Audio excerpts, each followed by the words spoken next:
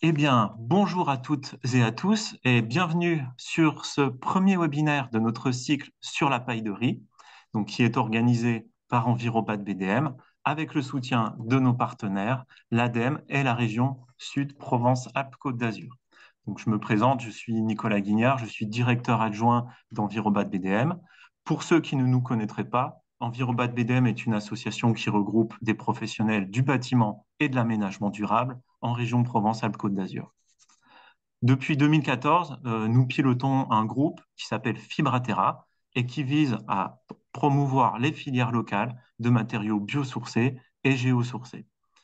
Dans ce cadre, nous organisons différents types d'événements, des visites, des rencontres techniques ou des webinaires comme aujourd'hui, et nous produisons également des ressources à destination des professionnels. Concernant la ressource en paille, on peut constater au niveau national qu'il y a une dynamique qui est extrêmement importante, notamment grâce au travail qui est réalisé par le réseau français de la construction en paille, et de nombreux projets voient le jour de toute typologie. En région Provence-Alpes-Côte d'Azur, et malgré un travail important qui est fait par différentes associations, notamment par le Gabion, on peut constater que cette dynamique reste un peu plus cantonnée sur des bâtiments de type habitat individuel ou sur de l'autoconstruction. Donc, pour essayer d'aider au développement de la filière paille construction en région PACA, en 2023, nous avons réalisé une étude sur le gisement régional de paille pour un petit peu mieux identifier et connaître les potentialités de développement. Alors, sans grande surprise, on le savait, hein, PACA n'est pas une région de grande culture de céréales, donc on en aboutit sur le constat que le gisement de paille de blé reste relativement restreint, donc on va en parler par la suite.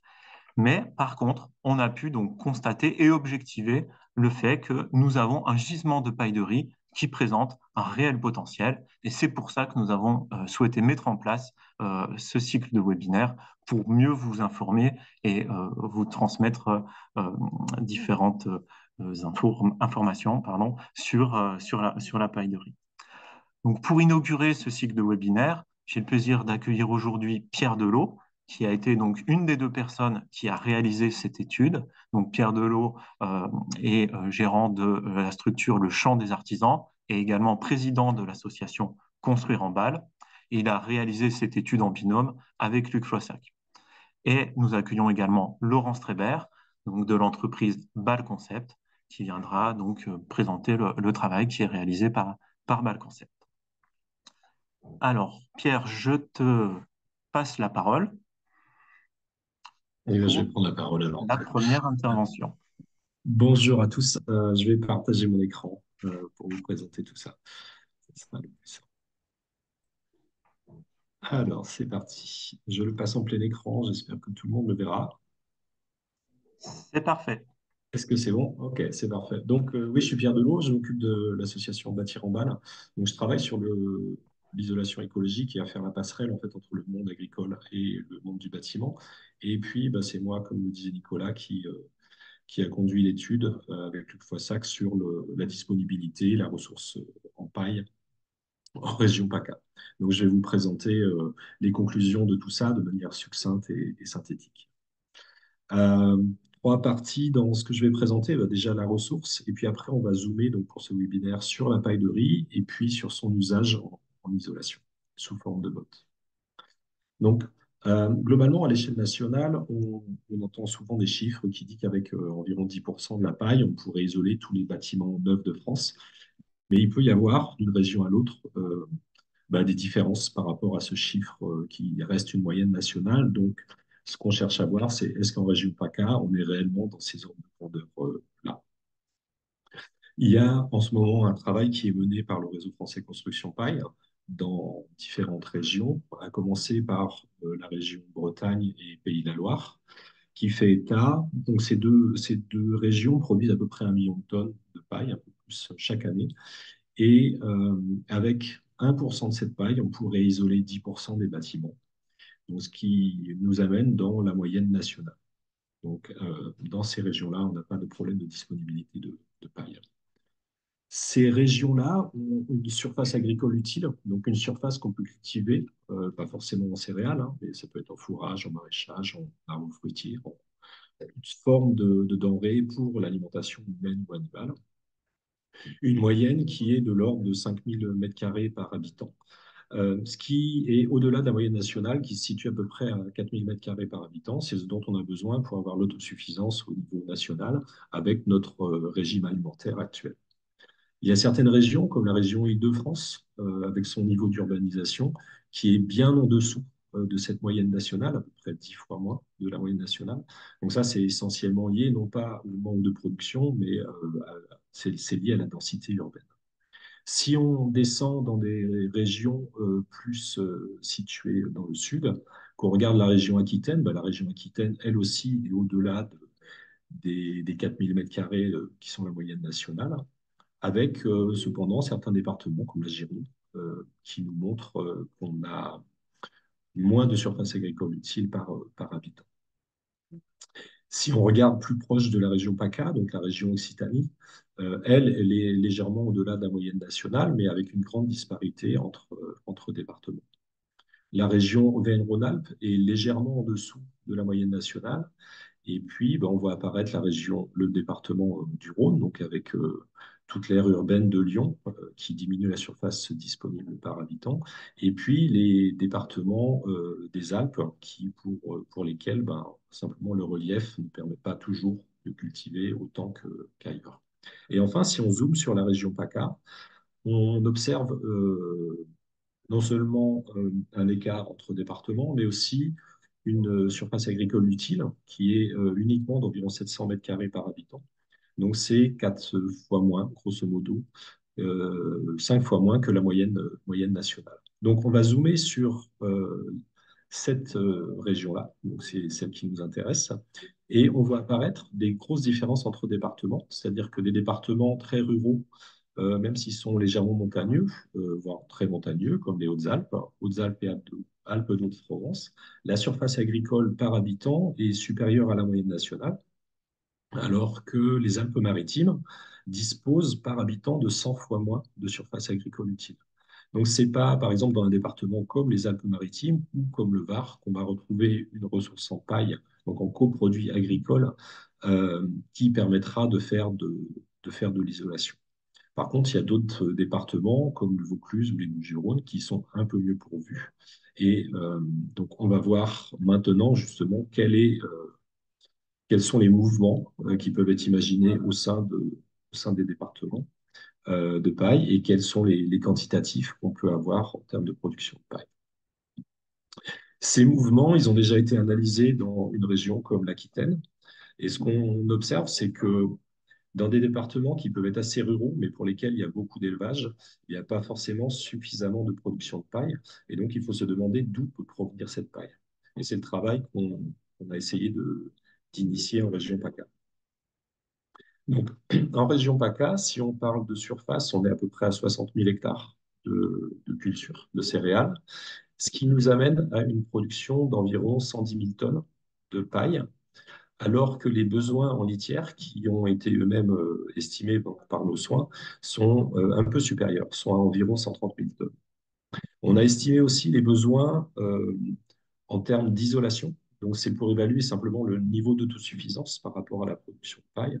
Donc, on s'est dit, bah, si il n'y avait pas du tout de besoin litière et qu'on voulait isoler 100% des bâtiments en paille, de quelle quantité de paille on aurait besoin, et on arrive à un chiffre d'environ 140 000.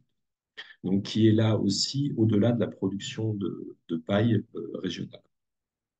Si maintenant on imaginait à la fois couvrir les besoins en litière avec de la paille et les besoins isolation avec de la paille, il faudrait multiplier les surfaces mises en culture par un facteur 2,5, ce qui est absolument pas réaliste. Un mouvement qui est observé en région, PACA, provient du fourrage, le foin de Cros, qui est un foin d'excellente qualité et qui va être exporté dans les hippodromes du nord de la France. Et en retour, les camions, les négociants de fourrage, de paille, en retour, vont redescendre de la paille des régions type Loiret, Bourgogne, pour alimenter les besoins régionaux et pour alimenter aussi la Corse qui est assez fortement dépourvue en paille. Et puis, il y a aussi de la paille qui transite par l'Occitanie. Au sein des départements de la région PACA, on a des mouvements de paille des régions productives, plutôt en grande culture, vers des régions d'élevage qui pourraient manquer de paille ou avoir des besoins un petit peu supérieurs à leur production. L'analyse qu'on a faite, elle s'est basée sur les surfaces mises en culture commune par commune. Et ce qu'on a essayé de repérer, c'est les zones dans lesquelles il y a des productions qui sont excédentaires. Donc pour ça, ce qu'on a fait, c'est qu'on a regardé la surface cultivée par commune et le nombre d'agriculteurs dans chacune de ces communes pour identifier ceux qui pourraient avoir plusieurs dizaines d'hectares de production de céréales et donc qui seraient à même de fournir au-delà de leurs stricts besoins. Donc, les petits agriculteurs qui ont quelques hectares, en dessous de 10 hectares de culture, on ne va pas les embêter. Ils pourront fournir des chantiers d'autoconstruction en local. Ils ont leurs propres besoins litières. Donc, on ne va pas aller chercher, on ne va pas aller titiller cette ressource. Là, le potentiel qu'on cherche à évaluer, c'est qu'est-ce qui pourrait être utilisé en isolation en dehors des besoins strictement locaux. Donc, si on doit puiser dans une ressource, c'est la ressource qui va être produite dans des zones qui sont davantage des zones de grande culture, qui peuvent être en rotation de culture hein, et pas en monoculture, mais en tout cas dans ces zones-là. Ce qu'on a essayé de faire aussi, c'est de se dire, on ne va pas exporter la paille des champs chaque année parce qu'il faut préserver la qualité des sols. Donc, on ne va pas exporter de la matière organique chaque année. Ce qui diminue la quantité de paille qui serait disponible, qui serait valorisable en isolation. Donc, sur la carte, vous avez différentes zones qui sont apparues. Toutes ne permettraient pas d'exporter des champs et des fermes les mêmes quantités de paille. Et il y a deux zones principales, la zone de Valençol, où on cultive du blé et de la lavande. Donc, la lavande est pas un matériau qu'on a évalué hein, dans cette analyse, dans cette étude. Donc là, on parle uniquement de paille de céréales. La zone la plus productive, c'est la zone qui est située dans le delta du Rhône, donc en Camargue. Et là, on voit apparaître des chiffres qui sont beaucoup plus élevés que dans les autres zones, tout simplement parce que, il y a énormément de riz dans cette zone, à l'échelle hein, de la région. Les chiffres qu'on donne, ils sont uniquement pour la partie PACA de la Camargue, puisque la Camargue est partagée en fait entre PACA et Occitanie. Donc, il faudrait rajouter peut-être un tiers à ce chiffre-là pour avoir un quantitatif. Et ce qui se passe, c'est que le riz, c'est une culture qui grandit les pieds dans l'eau, comme on verra plus tard. Et c'est bien d'exporter cette paille chaque année, parce qu'elle pose des difficultés dans les cycles culturels. Le blé, au total, c'est environ 2000 tonnes qui pourraient être valorisées en isolation. Donc, même si à l'échelon national, on va surtout se consacrer au blé pour faire de l'isolation en mode de paille, dans une région comme la nôtre, il faudrait surtout s'occuper du riz et essayer de développer cette valorisation. Donc, si on essaie de faire une petite conclusion intermédiaire, la disponibilité en paille en région PACA, elle est assez limitée. Euh, Seulement quelques pourcents des bâtiments neufs pourraient être isolés avec une botte de paille locale. Et ce qui se passe, on le verra juste après aussi, c'est que la paille de riz est surtout bottelée par des entreprises de travaux agricoles qui sont extérieures à la région PACA et qui vont rediffuser cette paille chez les éleveurs qu'ils connaissent et avec lesquels ils sont habitués de travailler. Donc, on a un déficit en paille, mais en même temps, on a une production de paille qui quitte la région. Et pour que cette paille ne quitte plus la région, il faudra augmenter les capacités de stockage de paille et s'organiser pour pouvoir la mettre à disposition du monde du bâtiment. Pardon. Et dans une région comme la région PACA, on doit réfléchir au-delà de la paille et considérer toutes les agro-ressources pour pouvoir faire davantage d'isolation agro-sourcée et stocker du carbone dans les bâtiments. Il faut aussi accepter, et c'est déjà le cas aujourd'hui sur la litière, de transporter de la paille pour assurer les besoins de la région. Et c'est déjà aussi le cas sur les isolants conventionnels ou non qui sont transportés parce que la région n'a pas suffisamment de production locale et de production végétale. Donc, dans cet équilibre, tous les acteurs auront leur place, les acteurs situés en région, qui soient agriculteurs, entreprises de travaux agricoles et négociants, mais aussi ceux qui vont être situés donc, dans ce que j'ai appelé les périphéries, que ce soit les départements, les régions périphériques, mais aussi en Italie, parce que les Alpes-Maritimes sont au contact direct de l'Italie et de la plaine du Pô. En Italie, on produit 20 fois plus de riz qu'en France. Donc, c'est un gros gisement de paille qui pourrait être valorisé dans tous les départements frontaliers. Quelle paille on peut privilégier en isolation? Donc, localement, on produit du blé, mais contrairement aux autres régions de France, nous, c'est essentiellement du blé dur. Et ce blé dur, il est assez utilisé par les bergers pas pour l'alimentation, mais pour la litière. Et en fait, les brebis peuvent manger la paille de blé dur, qui est une paille assez hachée et donc qu'elles aiment. Donc, il peut y avoir un conflit d'usage qui existe au travers de l'usage de cette paille. Donc, il ne faudrait pas généraliser l'usage de cette paille à l'isolation, en tout cas dans cette région de France, pour ne pas créer de conflits d'usage ou développer des conflits d'usage avec les usages agricoles. Par contre, pour un usage hyper local en autoconstruction et sur de petits projets, il n'y a pas de problème.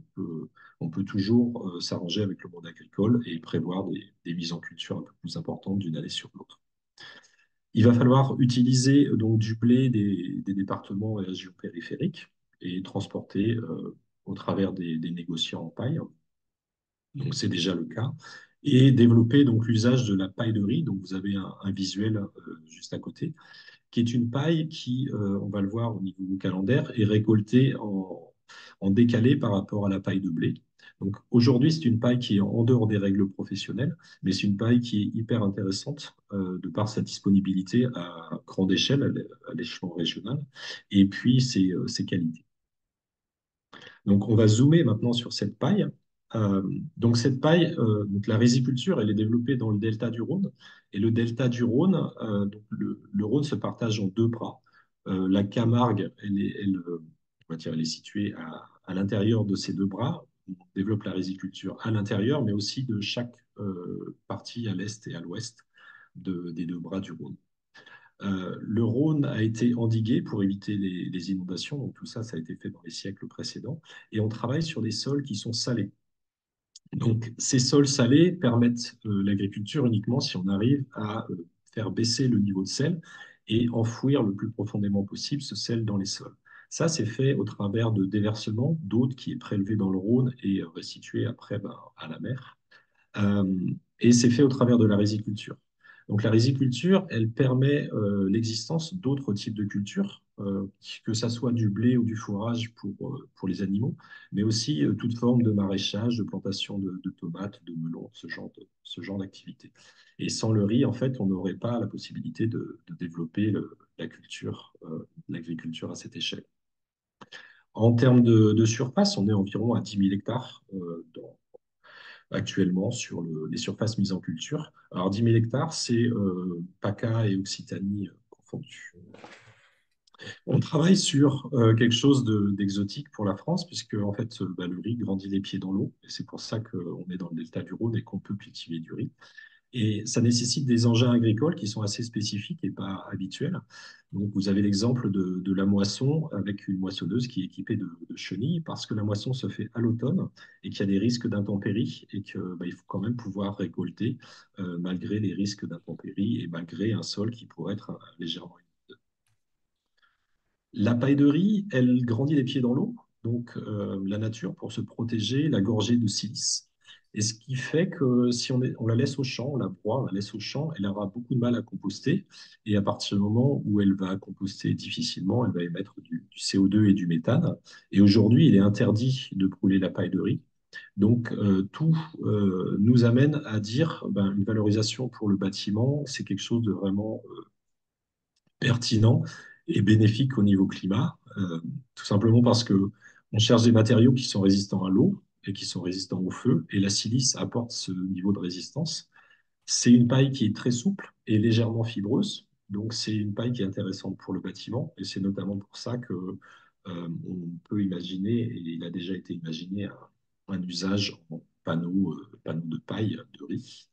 Et puis, le fait d'exporter ces pailles des rizières donc, évite les émissions de CO2 et de méthane et permet en plus de stocker du carbone dans les bâtiments. En termes calendaires, je vous ai dit que j'allais faire un petit focus là-dessus pour que vous compreniez bien. En fait, il y a deux périodes où c'est un peu le rush côté monde agricole. Il y a la période des semis aux alentours du mois de mai, avec avant ça une préparation des sols et puis une mise en eau des rizières. À partir du mois d'août, on vide les rizières en prévision des récoltes à venir. Et la moisson s'opère à partir de fin septembre jusqu'à mi-novembre. Suite à ça, on bottèle les bottes, on les emballe. Et comme les conditions météo sont pas forcément réunies sont pas forcément favorables à l'emballage de la paille à cette époque, il est possible, en ce moment même, là, au début de l'année, de réintervenir dans les rizières et d'accéder aux rizières avec les tracteurs et les presses agricoles. Si vous commandez des bottes, vous pouvez le faire quand vous voulez, mais comprenez bien que pendant les périodes de rush, le monde agricole est occupé à plein d'autres choses, à la fois les humains et le matériel. Donc, anticipez vos commandes. En termes de livraison, bah, c'est la même chose, anticiper. Et c'est une règle générale dans le monde agricole. Vous n'allez pas au monde agricole que vous allez dans un magasin de matériaux. Euh, Si vous commandez le vendredi, peut-être que le lundi matin, vous n'allez pas pouvoir être livré parce que l'agriculteur a plein d'autres choses à faire. En termes de stockage, bah, à partir du moment où on fabrique des bottes, on va les stocker. Donc, traditionnellement, si l'usage est en litière animale, on stocke chez les éleveurs, chez les clients. Et pour le monde du bâtiment, ben, on a besoin de stocker pour pouvoir avoir de la paille disponible toute l'année. Donc ce stockage, il commence à l'automne et il se poursuit donc au début de l'année. Et à partir du moment où on met en culture une nouvelle récolte, on se dit à un moment qu'il va falloir vider les hangars pour laisser la place à la nouvelle paille.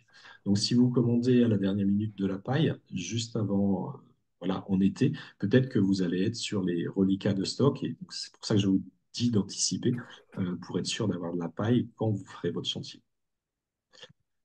Euh, Ce que j'ai en partie dit, c'est que les entreprises qui interviennent en Camargue pour le bottelage des pailles sont souvent des entreprises qui viennent d'autres régions de France et qui poursuivent leur année de travail en Camargue parce que la récolte est décalée.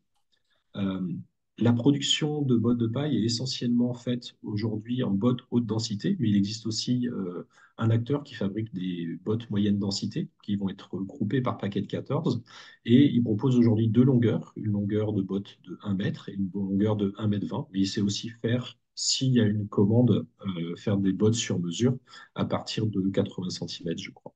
En dessous, c'est pas possible. Si on regarde maintenant au niveau isolation, comment ça se passe là où on en est, eh bien en fait, il y a des règles professionnelles au niveau national, mais qui traitent de la paille de blé uniquement. Et le blé et le riz sont deux céréales, mais deux céréales différentes. Donc la paille de riz n'est pas incluse stricto sensu dans les règles professionnelles. On peut s'en inspirer, mais elle n'en fait pas partie, elle n'est pas dans le périmètre. Donc ça reste une technique qui est non courante. Donc c'est là où vous avez nécessité d'en discuter avec votre assureur. Vous pouvez respecter les règles de mise en œuvre issues des règles professionnelles. Par contre, vous utilisez une paille qui est différente. Donc, vous pouvez faire un contrôle qualité, vous pouvez faire tout ça en s'inspirant des règles professionnelles, mais ça reste en périphérie, en marge des règles professionnelles. Pour faciliter l'usage de la paille de riz en isolation, la Dreal PACA travaillait avec le réseau français Construction Paille dès 2019 pour compléter les caractérisations. Et il y a un rapport qui a été fait et des essais en laboratoire qui ont été faits et qui sont en accès libre sur le site internet du réseau français Construction Paille. Donc, vous pouvez aller les télécharger. Vous avez là l'adresse internet. Donc, deux choses ont été regardées, l'eau et le feu. Donc, au niveau du feu, ce qui a été analysé et testé, c'est comment se comporte une botte de paille qui serait enduite, qu'elle soit de blé, hein, une botte de paille de blé ou de riz, une botte de paille qui est dans une ossature bois et qui est enduite à la chaux ou à la terre crue. Et le classement au feu qui a été obtenu, c'est BS1D0. Alors, pour ceux qui ne sont pas spécialistes, ça veut dire que c'est faiblement combustible, le dégagement de fumée est faible et il n'y a pas de gouttelettes enflammées en cas d'incendie. La paille de riz, c'est une paille, parce qu'elle a un taux de silice un peu plus élevé que la paille de blé, voire beaucoup plus élevé que la paille de blé. En fait, c'est une paille qui est moins énergétique. Donc, du coup, s'il y a un incendie, il y a moins d'énergie dans la paille. Et c'est pour ça que c'est pas risqué de l'utiliser. La deuxième caractérisation qui a été faite, elle est liée au comportement de la paille de riz à l'eau et à la vapeur d'eau. Donc, deux choses ont été faites. Est-ce que la vapeur d'eau peut transiter facilement au travers de la paille de riz? Et la conclusion, c'est que, bah oui, comme la paille de blé, en fait, la paille de riz, c'est une autoroute à vapeur d'eau. Elle ne va pas bloquer la vapeur. Et le deuxième travail qui a été fait, c'est d'évaluer en fait le taux d'humidité de la paille à l'équilibre avec différents niveaux d'humidité de l'air. Donc tout ça, c'est des résultats qui peuvent être intégrés dans les logiciels de calcul pour savoir s'il y a de la condensation ou pas qui apparaît dans les murs. Donc pour aiguiller votre conception vers quelque chose qui conviendra à une conception qui se passe bien. Il y a aussi un petit travail de recensement qui a été fait sur les bâtiments. Donc c'est un recensement fait en 2020, donc depuis il y a de nouveaux chantiers, mais que j'ai pas, voilà, que j'ai pas analysé. Donc une petite quinzaine de bâtiments qui ont été recensés. Il y en a sans doute un peu plus, mais ils n'ont pas été répertoriés. Essentiellement en construction neuve. Il y a aussi un bâtiment en rénovation où on a fait l'isolation par l'extérieur et puis du cercling en toiture. Et il y a un bâtiment recevant du public qui a été isolé en paille de riz. Donc là, on parle bien de bottes de paille de riz et pas de paille de riz sous d'autres formes. Et enfin, pour terminer ma partie, après je laisserai la place à Laurence. Si vous cherchez à vous approvisionner en bottes de paille avec un format moyenne densité, je vais vous citer deux acteurs, donc JC Lagris, qui bottèle de la paille au format classique 36-46, et avec de longueur 100 et 120, mais qui sait aussi faire du sur-mesure. Une botte de paille qui est à peu près un tarif de 5 euros hors taxe, hors transport. Et puis, bah, vous avez ces coordonnées ici. Donc, c'est un acteur qui intervient chaque année en Camargue pour botter de la paille de riz. Et puis, chose nouvelle, à l'association Le Village, donc dans le Vaucluse, aujourd'hui, ils commencent à fabriquer des petites bottes, donc des bottes reconditionnées à partir de bottes issues de presse Massey Ferguson 1840. Des bottes qui vont être finalement coupées en quatre pour donner naissance à quatre petites bottes avec une longueur adaptée, optimisée pour les anthrax d'ossature bois et avec une demi-épaisseur, une épaisseur de 23 cm pour accéder plus facilement à des travaux comme l'isolation par l'extérieur, par exemple. Voilà, j'en ai terminé avec ma partie de la présentation. Donc, je ne sais pas si on prend des questions ou si on laisse Laurence poursuivre. Nicolas, tu peux me dire. Oui, merci Pierre. Alors je vous propose d'enchaîner parce que donc il y a déjà un certain nombre de questions, mais je vous propose voilà de garder ces questions pour le temps d'échange qui suivra. Je vous ai partagé dans le fil de discussion le lien vers l'étude régionale sur le gisement paille qui a été réalisée. Donc si vous souhaitez avoir de manière un peu plus détaillée des informations sur cette étude, n'hésitez pas à la consulter dans notre centre de ressources en ligne. Vous verrez qu'il y a un très, très gros travail qui a été mené. Donc, on a maintenant une très bonne connaissance du sujet. J'en profite aussi pour rappeler que cette étude a été financée par l'Adréal PACA, que je remercie au passage. Et je salue la présence de Blaise Vergniaud parmi nous aujourd'hui, qui a été à l'Adréal PACA au moment de la réalisation des tests que Pierre a présentés. Je te passe la parole, Laurent, si tu veux Laurence. bien, je vais faire le clic-bouton. Comme ça, on reste sur la même présentation. Ça te Ok. va? Bonjour tout le monde, oui, merci. Donc, BAL Concept, nous sommes un acteur euh, important puisqu'on stocke à peu près la moitié du riz sur le secteur de la Camargue. Tu peux avancer, Pierre, s'il te plaît? Est-ce que vous m'entendez? Oui. Ok, très bien. BAL Concept fait partie d'un groupe familial qui maîtrise toute la filière riz de Camargue de A à Z, depuis les fermes familiales jusqu'à la commercialisation du riz, en passant par toutes les étapes, pardon. Et le dirigeant actuel est un jeune ingénieur agronome de 34 ans qui a pris, entre autres, la suite de son père, mais qui a su aussi créer des nouvelles structures en étant très axé sur la valorisation des déchets et des coproduits issus de son métier qui est la riziculture camarguaise. S'il te plaît. Voilà.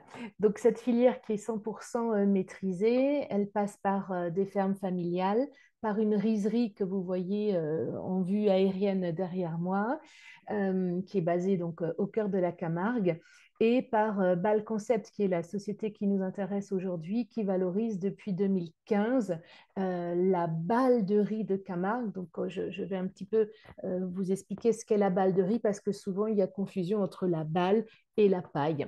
Voilà, dans les autres produits qui sont valorisés, il y a également le germe et le son de riz, qui sont la deuxième étape. Une fois qu'on a, dans la rizerie, décortiqué le grain de riz et récupéré la balle, on extrait le germe et le son et ensuite on blanchit le riz, plus ou moins, pour proposer sur le marché des riz complets, semi-complets ou blancs. Voilà, ça, c'est les étapes de transformation. Merci Pierre. Non. Voilà. Donc cette balle, vous le voyez là sur le schéma, c'est ce qui entoure ce fameux grain de riz dans ce qu'on appelle le riz paddy. On peut l'appeler également COS. Pierre est par ailleurs président de l'association Bâtir en balle et promouvoit la valorisation en fait de ces coproduits agricoles qui entourent la plupart des céréales, notamment en solutions d'isolation. Donc nous, nos marchés pour la balle, c'est l'éco-construction, très traditionnellement la litière animale, puisque c'est un fort pouvoir d'absorption, et les marchés industriels, par exemple, on s'en sert également de filtration pour produire de la bière artisanale. C'est un exemple. Pour l'éco-construction, justement, on s'est équipé de matériel évidemment performant, mais le premier équipement, ça a été d'avoir une presse à balle, c'est-à-dire quelque chose qui va permettre de compacter à 2,5 fois son volume la balle, de façon à ne plus avoir du vrac dans des big bags qui occupent un grand volume pour pas grand-chose, mais de façon à pouvoir créer des ballots, donc des formes de bottes rectangulaires très très lourdes et très densifiées.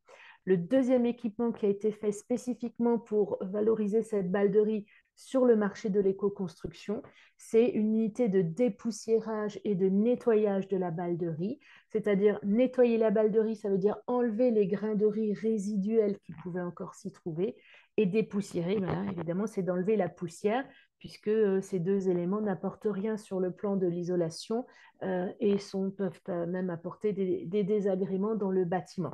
Donc, on est aujourd'hui les seuls à proposer cette unité de dépoussiérage et de nettoyage pour proposer une balle de riz que l'on qualifie de premium, c'est-à-dire nettoyée, dépoussiérée, et qui se présente sous des formats, des conditionnements qui sont pratiques pour être livrés sur chantier.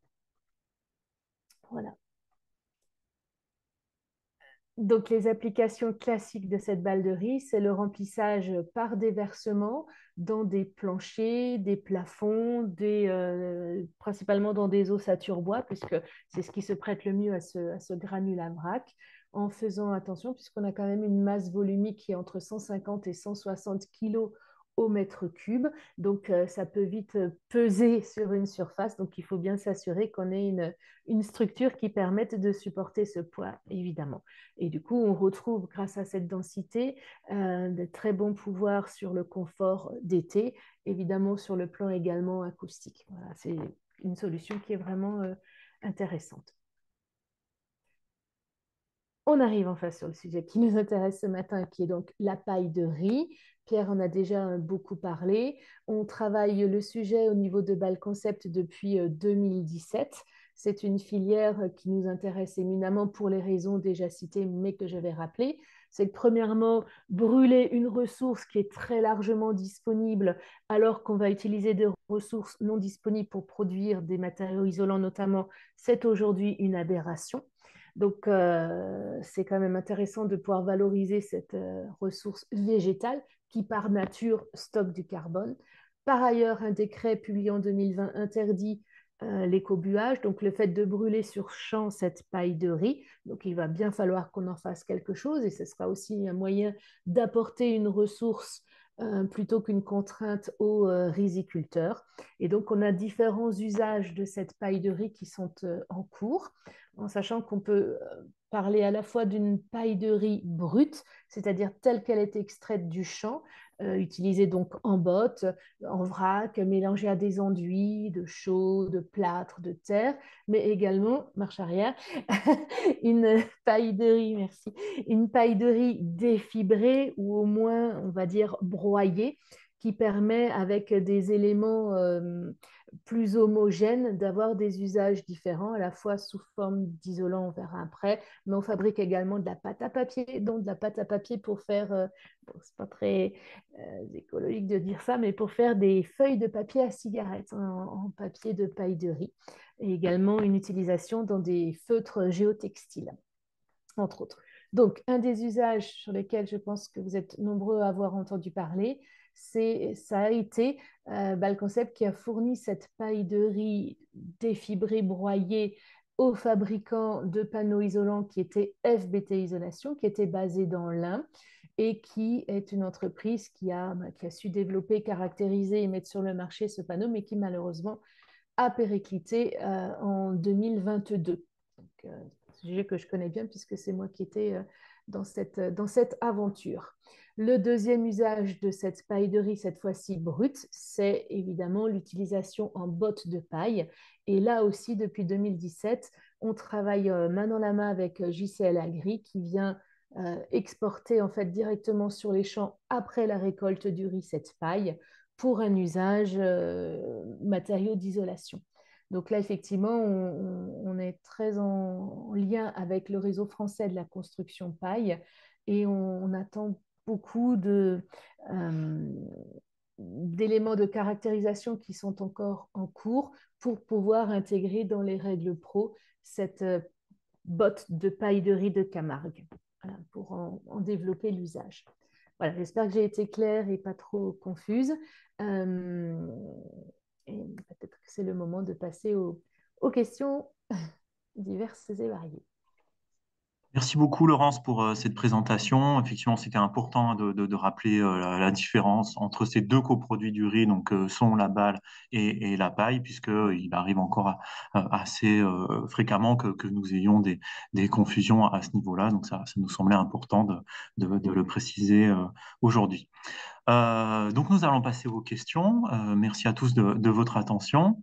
Il y a eu pas mal de questions, peut-être déjà un premier ensemble de questions qui est en dehors du champ du bâtiment, mais qui porte sur l'avenir de la Camargue, à savoir dans un contexte de réchauffement climatique, que va-t-il se passer en Camargue avec une salinisation progressive des terres, avec peut-être une montée du niveau de l'eau qui est conjuguée aussi à une baisse des débits du Rhône. Et également une question qui porte sur les polluants qui peuvent être amenés par les eaux du Rhône. Qu'est-ce que tu peux nous dire à ce sujet-là, Laurence ou Pierre, hein, évidemment? Alors, c'est un sujet effectivement qui est assez récurrent. Vraiment un impératif en France, c'est de consommer du riz de Camargue, car sans la riziculture, on n'a pas la possibilité d'amener l'eau douce du Rhône via les rizières, puis sur les terres camarguaises et donc notamment dans l'étang de Vaccarès. Donc c'est vraiment important de maintenir au minimum, je pense qu'aujourd'hui on est au minimum des surfaces rizicoles cultivées, on est à peu près à 10 000 hectares, alors qu'il y a eu jusqu'à plus de 20 000 hectares de rizières en Camargue. Donc c'est une logique économique.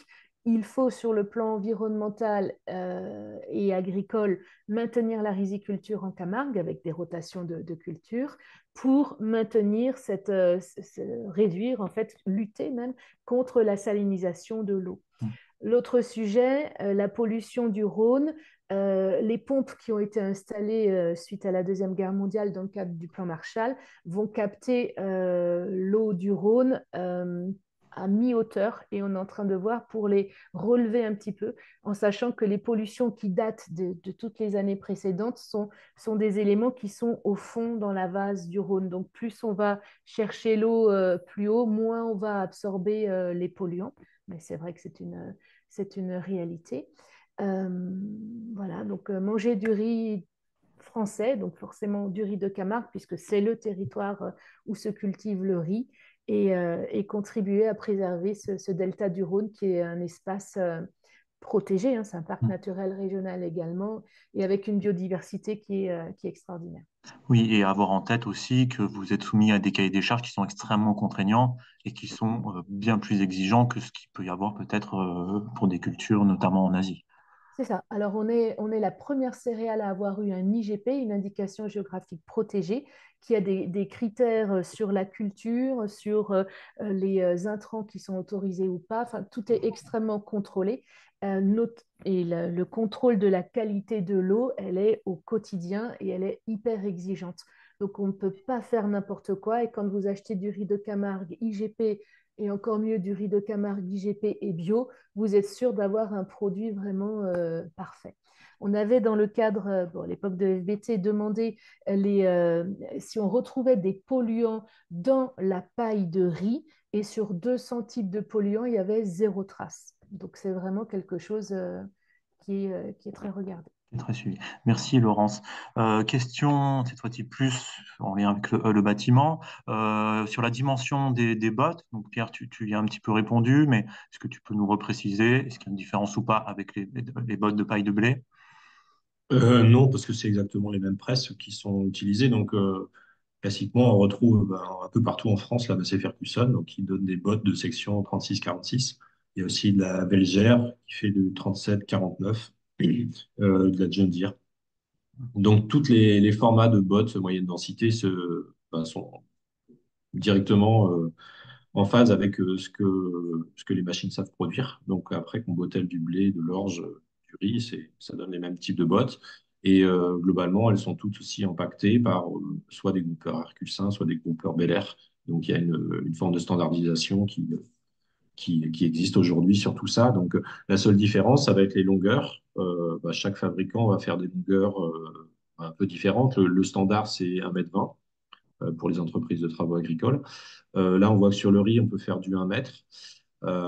Et si vous avez des besoins spécifiques et qu'il faut des bottes d'environ 1,10 m, c'est possible, mais il faut passer commande avant la récolte, sinon vous allez devoir prendre les longueurs standards et que ça soit du riz ou une autre céréale, il faut juste anticiper vos besoins et convenir d'un accord avec les fournisseurs, quels qu'ils soient. Merci Pierre. Ensuite, tu l'as évoqué, donc on est en technique non courante puisque la paille de riz n'est pas intégrée dans le cadre des règles professionnelles de la construction de paille. Est-ce que tu as des informations sur une échéance à laquelle ça pourrait être le cas? Et de manière plus large, est-ce que c'est une contrainte par rapport à la construction? C'est une contrainte simplement parce qu'il faut engager un dialogue, mais c'est pas une contrainte technique parce que on s'appuie déjà sur les règles professionnelles, on s'appuie sur une caractérisation complémentaire qui peut toujours être complétée, mais on a déjà suffisamment d'informations pour se rassurer. Et les questions sur le feu, en fait, elles peuvent être traitées aussi, que ce soit de la paille de blé ou de la paille de riz, les questions sur le feu. Si on est sur des bâtiments publics, souvent ça se termine avec une plaque de plâtre, un écran thermique devant un isolant qui n'est pas un combustible. Donc les solutions techniques, elles sont là, elles sont déjà éprouvées sur d'autres formes de bottes. Donc c'est pas réellement une contrainte, c'est loin d'être infaisable et ça se fait déjà, quoi. Hmm. Il y a parmi les participants Laurent Dandre de la PAV, donc, qui est le contrôleur technique, avec qui nous avons d'ailleurs rédigé un guide sur les matériaux biosourcés et le regard du contrôleur technique, qui vient apporter des informations à ce niveau-là pour ne pas se retrouver face à un refus du bureau de contrôle lorsqu'on est en technique non courante. Il y avait un sujet, alors peut-être qu'on n'a pas d'informations à ce niveau-là, mais sur les ondes électromagnétiques. Est-ce que sur ce point, on dispose éventuellement d'informations sur le rôle que peut jouer la paille de riz? Alors moi, pas du tout, Ouais. ni sur la paille de blé d'ailleurs. Je Non, c'est un ne sais sujet pas sur répondre. lequel j'ai eu des infos. C'est que, en Merci. fait, au niveau caractérisation, on peut aller très, très, très, très, très, très loin. Je poserai la même question sur d'autres formes d'isolants conventionnels. Est-ce que vous avez déjà les réponses? Et si oui, Moi, personnellement, je ne sais pas quel laboratoire, par exemple, faire les analyses. Mm. Donc, tout est imaginable. C'est aussi semer la culture du doute sur est-ce que on peut toujours faire mieux, mais c'est déjà vachement bien. Merci, je défile le chat. Je remercie Cédric Hamelin de faire des réponses dans le fil de discussion. Merci Euh, Cédric. une question sur la paille de lavande, tu l'as un petit peu évoqué. Pierre, avant ce webinaire, nous avons évoqué une étude similaire à l'étude qui a été menée pour 2024. Donc oui, Florence, c'est en réflexion d'essayer de mieux connaître le potentiel d'utilisation de la paille de lavande en région PACA. Et pour compléter, la paille de lavande, ça ne sera pas forcément sous forme de bottes de paille. Ça peut être sous forme de gerbe en complément avec d'autres isolants. Voilà, en tout cas, c'est une ressource et comme je disais, il va falloir faire appel à différentes ressources. La paille, bien sûr, sous forme de bottes, mais sous forme hachée, des broyats végétaux, des balles, toute forme pour aller vers moins d'isolants cuits et plus d'isolants bruts et de qualité premium. Une question concernant le projet d'unité de fabrication de panneaux de paille de riz de Soprema. Alors, effectivement, il y a eu une annonce en 2020 ou 2021 de ce projet. Je n'ai pas d'informations concrètes qui a été récemment communiquée par Soprema. Semble-t-il que ce projet est toujours en cours de développement. Mais pour le moment, il n'y a pas eu de nouvelles annonces faites par Soprema pour annoncer une date de production de ce type de panneau. Une question sur la partie occitane de la Camargue. Je crois que tu l'as un petit peu abordé, Pierre, hein. Tu as évoqué le chiffre d'un tiers, en gros, Oui, de bon, c'est continuité. l'ordre de grandeur et Laurent, C'est c'est ça, ouais. peut-être voilà, Non, c'est ça. c'est ça, voilà. Et Mm. voilà, c'est juste un découpage administratif qui est assez bête hein, par rapport aux ressources végétales et bien sûr la Camargue, elle est à cheval et la Camargue, elle alimentera en fait en paille de riz bah, toutes les villes qui vont de Montpellier à Toulon en montant sur la vallée du Rhône. Il y a des gros bassins de vie et donc des besoins en construction. L'emmenez pas jusqu'à Brest. Vous avez d'autres solutions dans ces régions-là. Non, Mm. puis on a après une réalité économique qui est les coûts de transport. Mais oui. C'est une aberration à la fois environnementale et économique de transporter quelque chose qui est volumineux et dont la valeur est relativement réduite quand même à l'autre bout de la France, quoi. Mm. Merci. Alors, il y a encore pas mal de questions. Je vous propose de prendre encore quelques minutes pour y répondre. Dispose-t-on de tests de développement fongique à la fois sur la paille et sur la balle de riz? On sait que ce sujet de l'humidité, vous l'avez évoqué, devient de plus en plus contraignant avec des tests qui maintenant sont plus difficiles à atteindre. Est-ce qu'on a déjà des tests et sur la paille et sur la balle? Sur la paille, je pense pas. Sur la balle, oui, on a fait faire des essais au FCBA. Et en fait, c'est uniquement le niveau de pollution par des petits brins de bois, des petites choses comme ça dans la balle de riz voilà, qui peut diminuer les performances. Mais en tout cas, on a fait faire les essais. Et c'est pour ça aussi qu'on demande à ce que la balle de riz soit nettoyée, dépoussiérée pour qu'elle soit de qualité premium et que ces risques fongiques n'existent pas. Donc, utilisez des matériaux de qualité, mettez-les bien en œuvre, faites une bonne conception et tout se passera bien. Si maintenant vous utilisez des matériaux qui sont de qualité litière animale, ben, voilà, vous cherchez les embêtements. Mm. Et je précise que le pourcentage de silice, qui est à peu près de 20% dans la balle et également dans la paille de riz, contribue à réduire le risque fongique, puisque c'est du sel, donc c'est forcément par nature asséchant. Et donc, ça contribue aussi à avoir un matériau qui soit moins sensible. Évidemment, après, si on est gorgé d'eau et sur une paroi qui est elle-même une éponge, rien n'y fera, on est d'accord. Mm. Question sur la balle, Pierre, est-ce qu'on dispose de documents qui encadrent la mise en œuvre ou de certification? Alors, de documents, oui. Donc, il n'y a pas de règles professionnelles parce que bah, les règles professionnelles, il faudrait avoir bah, nettement plus de chantiers et que ces chantiers soient un peu partout en France pour bah, couvrir tous les climats, tous les cas de figure, les pentes de toiture, tout ça. Mais on a bah, des guides de bonne pratique, des guides de l'état de l'art. qui permettent aujourd'hui d'utiliser ce matériau-là, y compris dans des bâtiments publics. Et là, justement, c'est les bureaux de contrôle qui vont évaluer le niveau de travail qui a été fait et puis le niveau de risque qui est pris par rapport aux enjeux qui sont la sécurité, par exemple. Et ce sont des matériaux qui ne sont pas utilisés pour des usages structurels, donc c'est uniquement du remplissage isolant. Les risques sont hyper limités par rapport à voilà, la sécurité humaine, quoi, Mhm. tout simplement. Une Et tout question, ça est en accès libre, gratuit sur le site internet de l'association. merci Bâtir en Pierre. balle. Une question sur la conductivité thermique de la paille. Est-ce que là, vous avez le chiffre, là, comme ça, sur le bout de la langue? Est-ce qu'il y a un test déjà? Et est-ce que vous avez en tête l'ordre de grandeur? Moi, j'en ai pas sous la main.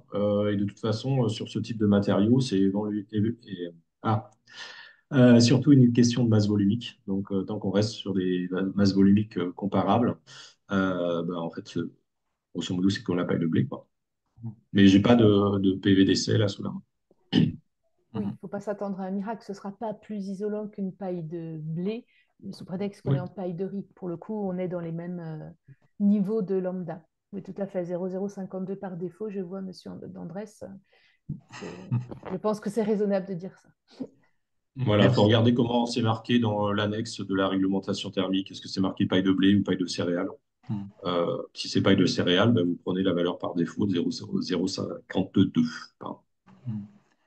Merci à tous ceux qui contribuent à l'animation du chat en parallèle. C'est toujours très agréable en tant qu'animateur d'avoir des personnes qui répondent aux questions. Peut-être pour rebondir sur la question de Laurent Dandre, sur la sinistralité. Est-ce qu'il y a eu un travail de collecte, de retour d'expérience? Je crois qu'il y a parmi les participants d'ailleurs Martin Guerre de l'AQC. Peut-être qu'on peut avoir un éclairage. Je ne sais pas, Martin, si tu es encore là, si éventuellement tu as des informations au niveau de l'AQC. Ou Pierre et Laurent. Je n'ai pas la liste encore des personnes connectées sous les yeux. Non, enfin, à mon avis, sur la paille de riz, moi, j'ai pas vu, en tout cas sous format bot, hein, ce genre d'études. Et ce genre d'études commence toujours par justement l'identification des chantiers. Donc ça, ce travail préliminaire a été fait. Après, évidemment, il faudrait lancer ce genre d'études, mais ça prend du temps. Et ce genre d'études pourra être faite et pourra avoir une validité si statistiquement, enfin, on couvre un type de paroi, un type de mise en œuvre. Euh, si la sinistralité elle est évaluée pour des parois différentes à chaque fois, statistiquement, ça n'a pas réellement de valeur. Donc, ça sert à rien de conduire l'étude à ce moment-là, en tout cas, du développement de la filière. Mhm. En tout cas, j'en profite pour vous inviter aussi déjà à vous inscrire si ce n'est pas déjà fait donc aux deux prochains webinaires, puisque ce webinaire, vous voulez avant tout faire le tour de la question, aborder les différents sujets que nous évoquons depuis maintenant presque une heure. Mais sur les deux webinaires prochains, donc, nous présenterons deux projets. Donc un qui est déjà construit, un qui est encore en cours de conception, mais on pourra déjà avoir des retours sur ces deux projets lors des prochains webinaires. Encore peut-être une ou deux questions. Une question décidément encore assez pointue sur les aspects plus agricoles. Est-ce qu'il y a une différence si on est en conventionnel ou en bio sur la présence de produits phytosanitaires dans les coproduits? La question porte sur la balle, mais j'imagine que c'est la même chose aussi pour la paille. Non, parce que comme je vous l'ai dit, dans le cadre de l'IGP, qu'on soit en bio ou en agriculture conventionnelle, on a déjà un très fort niveau d'exigence et on ne retrouve rien sur la paille, quasiment rien sur la paille et sur la balle, et encore moins évidemment sur le grain en lui-même de riz. Donc, pour le coup, il n'y a pas de différence sur ce plan-là. Merci. Moi, j'ai envie de dire, c'est une des rizicultures les plus encadrées au monde, le riz de Camargue. Donc, la part de bio, c'est une quinzaine de pourcents, je C'est crois, une quinzaine Laurence. de pourcents aujourd'hui, Donc, oui. voilà. Et après, même en conventionnel, c'est encadré avec l'IGP. Donc, on C'est va dire, c'est hyper bien propre. C'est ficelé vraiment à ce niveau. une très belle culture et je suis désolée, je vous fais peut-être un peu de la pub, mais mangez du riz de Camargue parce que vous êtes sûr de manger du bon riz qui vous fera du bien. Et peut-être une dernière question pour terminer concernant l'intégration des réseaux. Est-ce qu'il y a une différence? J'imagine qu'on se situe un petit peu dans le même cas de figure qu'avec des bottes de paille de blé. Bah, pour moi, oui, parce que les bons principes, ils sont décrits au travers des règles professionnelles et le format du matériau est le même, la manière de le travailler est la même. Après, pour les balles, c'est différent parce que c'est du vrac. Ou avec la paille hachée, ce sera différent parce que c'est du vrac. Mais en tout cas, sur le sujet qui nous intéresse aujourd'hui, sur la paille, moi, je vois aucune différence. Merci. Il y a encore quelques échanges voilà, dans le chat. Donc, merci beaucoup à tous pour votre participation active à ce webinaire. Nous allons devoir clore puisqu'il est l'heure, il est midi. Un grand merci à Pierre et à Laurence donc, pour leur intervention au cours de ce webinaire.